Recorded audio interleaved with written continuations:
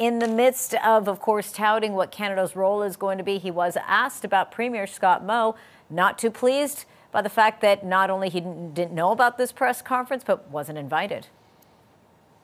Yeah, and it's interesting because that tweet and statement by Premier Moe, essentially,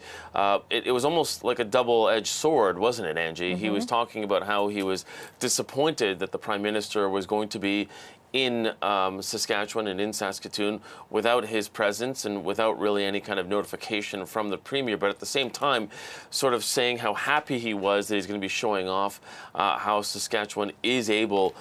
to do this sort of a process and that it is a leader here. So it was interesting that he also in that statement sort of said, and I hope the Prime Minister has some good news to announce, because Scott Moe was saying he was down in Washington, D.C., really trying to sort of tout what Saskatchewan is doing.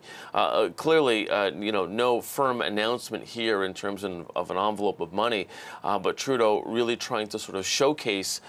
this side and this part of the supply chain. So possibly,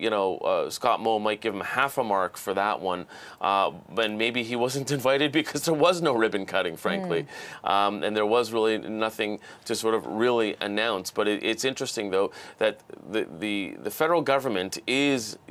in this position where it's trying to work with the provinces and leverage what they have and leverage their strengths there. And Scott Moe seemingly disappointed that he wasn't in on this one, but I think he may be happy to hear some of the headlines that come out of this and that the Prime Minister is touting what is happening in Saskatchewan. But I think certainly Scott Moe would have preferred to see a bigger announcement.